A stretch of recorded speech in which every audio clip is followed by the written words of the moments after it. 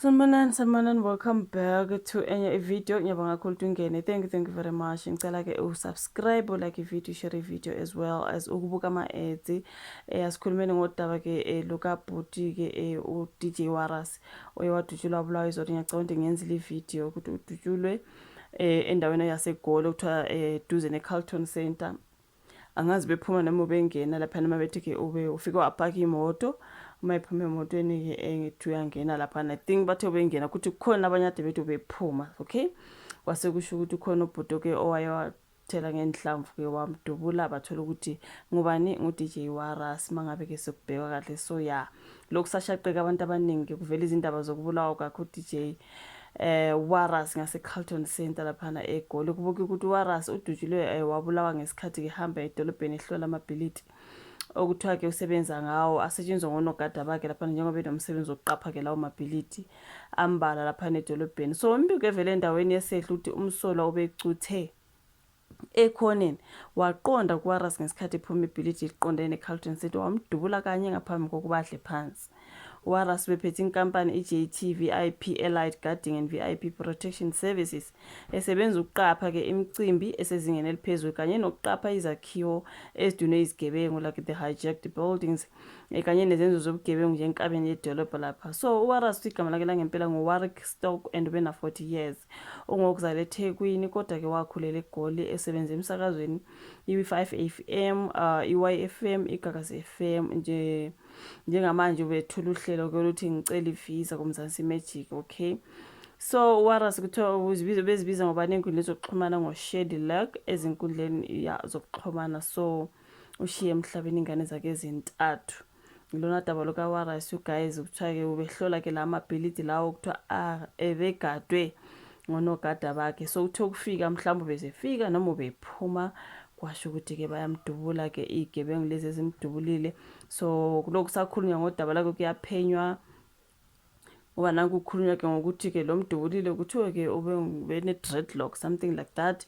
Ngibona kolunye udaba sekukhulunywa ke ngokuthi kuthiwa lo bhuti makukhuluma ke ofakazi ade bekhona endaweni omdubulile lo we dreadlock uye wathi ngesikhathi ke eseshonile nje abantu sebemile lapha endaweni wajika loyo muntu wabuya futhi on the scene.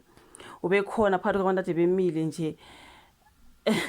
Can you believe isibindi esingaka? Naye sejika nje njengomuntu ozobuka isehlakalo esenzekile kanti he is the shooter something like that. Lona dabeni lubonile ukuthi kuthiwe the suspect came back twice or thrice, they mentioned something like that. Wabuye nje wazomana nabanye abantu laphana kanti nguyena lo muntu oyewadubula uWaras ngoba kuthiwa bebabili bebathathu but lo dubulile kuthiwa he came back on the scene. Nabezindaba belapho nje bebhizi ngomsebenzi kuthiwa the brother was there. Can you believe isibindi esingaka esaphekwa netshe kwafuthi itshe? You shoot someone uhamba ngaze uhambe wayotshintsha noma uhamba wayothini wabuya back on the scene wazomangala nabanye ngathi bemangala nje wazoyinza ngathi hayibo kuthiwa kwenzakeleni kule ndawo. You know what I mean? Isibindi esingako. You guys kodwa abantu banesibindi. Kusasekuningi okusakhulunywa ngokushona ka-DJ Waras you guys kuvela lokhu nalokho.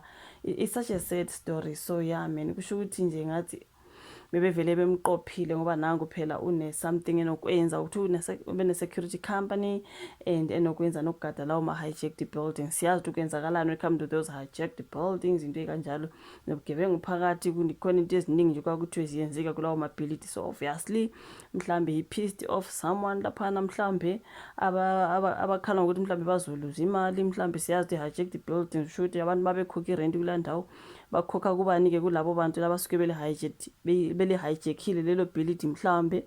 So mangabe umuntu ebona ukuthi okay uzomenza ukuthi aluze imali engaka ayitholayo obviously into azoyicabanga oqala ukuthi angimsuse nje phambi kwami ngoba uzomosha. You know what I mean? So angazi ukuthi yikho but that's what people are talking about. Obviously you are dealing with the worst people because you know what I mean.